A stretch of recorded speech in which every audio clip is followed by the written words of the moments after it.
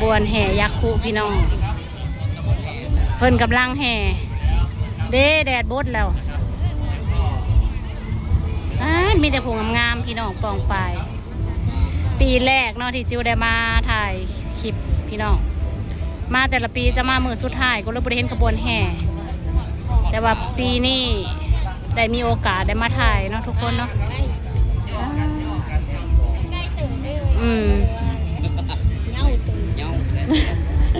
แดดเนาะอุ้ยอยากมาแล้วอยากมาแล้วพี่น้อง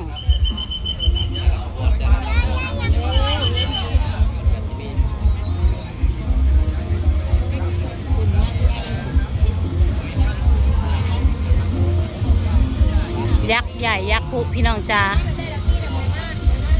โอ้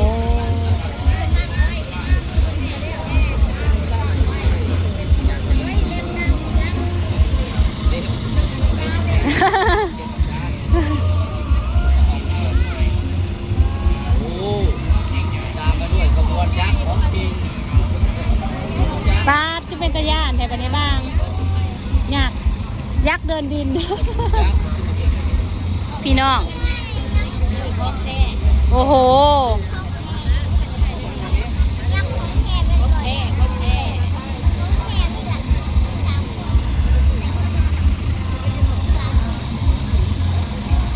ป้าแดดแท้แดดว่าพี่น้องมาพี่น้องวันนี้ถ้าจิ้วพามาเบิ่งขบวนการแห่เนาะยักษ์คู่เข่านะทุกคนเนาะที่อำเภอชานุมานจังหวัดอำนาจเจริญนะทุกคนนะเมื่อนี้ก็ได้เป็นบุญตาเนาะที่เขาได้มาเห็นเนาะทุกคนเนาะปกติจิ้วหันจะมามือสุดท้ายเนาะทุกคนแล้วบ่ได้เห็นขบวนการแห่นะแต่ว่าปีนี้ได้มาเบิ่งขบวนการแห่แบบยิ่งใหญ่อลังการได้ทุกคนเนาะปีหนึ่งมีแค่ครั้งเดียวเด้อทุกคนเด้อเนาะเพราะฉะนั้นจิ้วก็ได้มีโอกาสกับทีมงานเนาะได้มาเบิ่งมาชมขบวนการแห่ยักษ์คุนะทุกคนยักษ์คู่เข่าเนาะก็มีตำนานแต่หลายผ่านละปีมาแล้วนะทุกคนมีตำนานเนาะเพิ่นก็จะจัดขึ้นในทุกๆปีเนาะทุกคนในเดือนมีนาเนาะวันที่7 เดือนมีนาเนาะทุกคนเนาะนี่ทุกปีละครั้งนะทุกคนหนึ่งเดียวในโลกเพราะว่าจังหวัดอื่นเพิ่นก็บ่ได้มีเด้เป็นตำนานพี่น้อง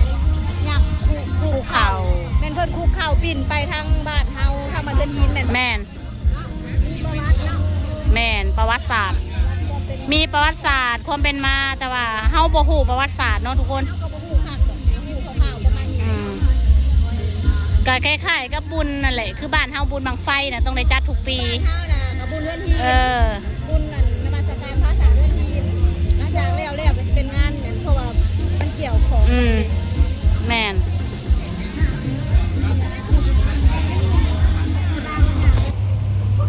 ป้าแดดอลีพี่น้อง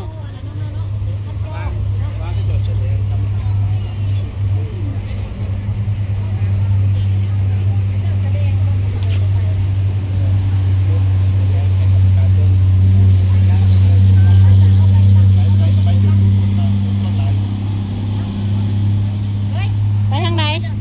ปะ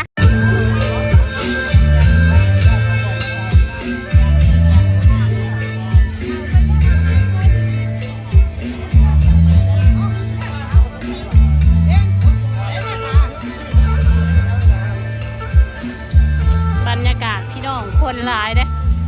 เพราะว่าคนกับพากันมาเบิ่งมาชมหน้าการพิธีการแห่เนาะทุกคนตอนนี้เพิ่นก็ยังแสดงอันนั้นเป็นหน้ากรรมการเนาะทุกคนเนาะเพิ่นก็สิแสดงแต่ละขบวนการนะทุกคนเนาะเพิ่นก็มีการแสดงแต่ละขบวนการเนาะทุกคน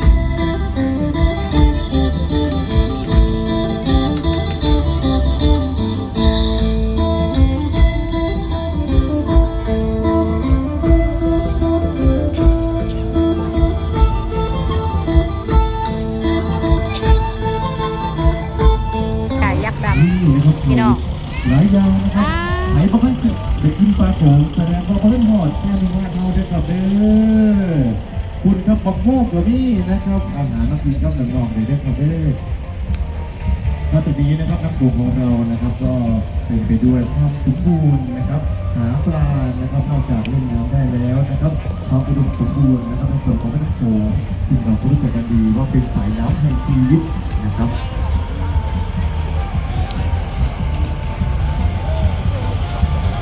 และนี่ก็คือขบวนทั้งหมดของตำบลโคกสารเสียงปรบมือเป็นกำลังใจให้กับตำบลโคกสารอีกครั้งครับ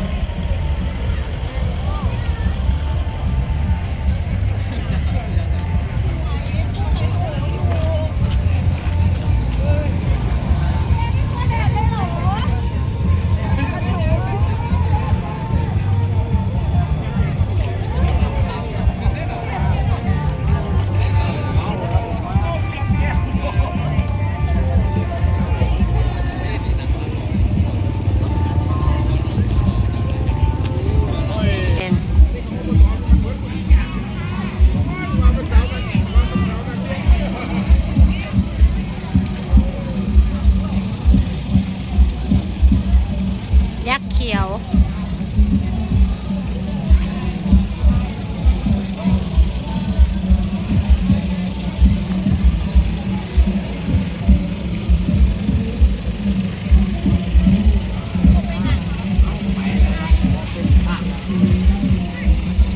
เดียวทำนี้คือกองอีตุ้ม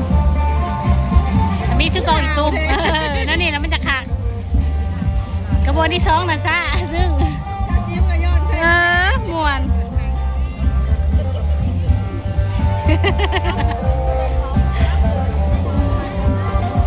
ก็ได้เดินมากับเนี่ยพอเราเนี่ยสิมีอัตลักษณ์การแสดงที่มันดูดีนั่นเองเป็นอย่างไร เ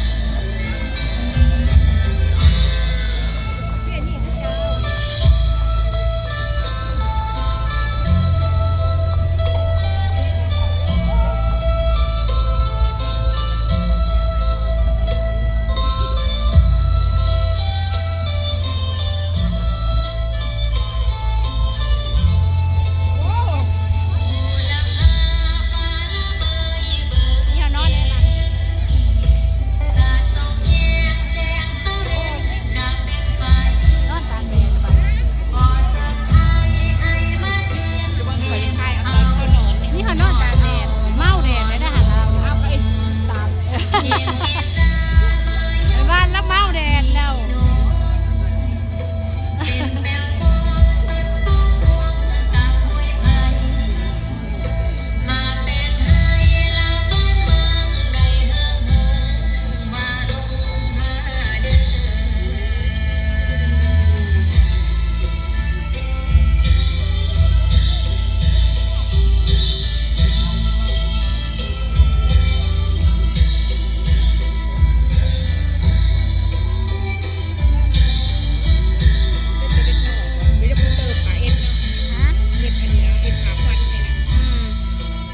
เป็นเพลีของงานบ้านกระเจ้าเป็นจังหวัดกระเจ้า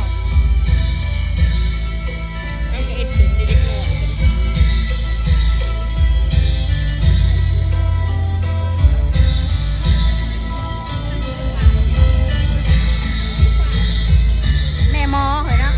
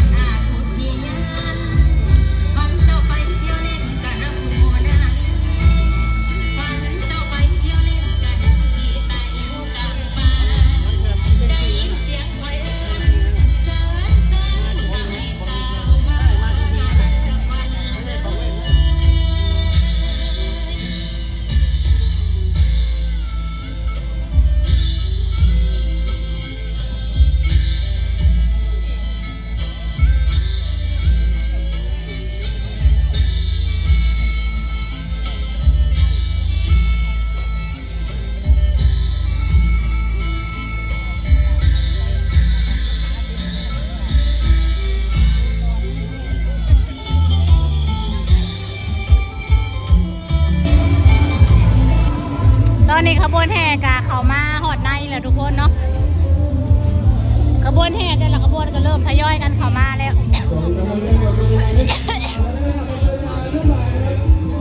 คนละไปเลยหาเบิ่งกันเบิ่งจะเข้าไปก่อน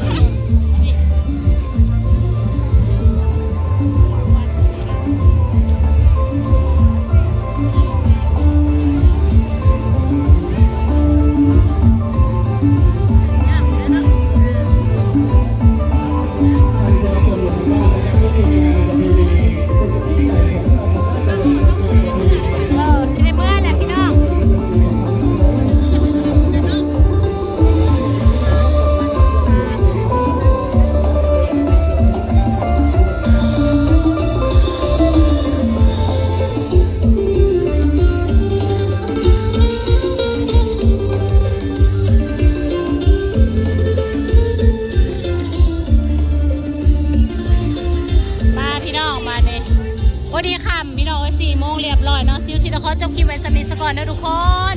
พี่หนาฝ้าใหม่ยังว่ากันใหม่เนาะทุกคนสำหรับคลิปนี้บ๊ายบายเด้อ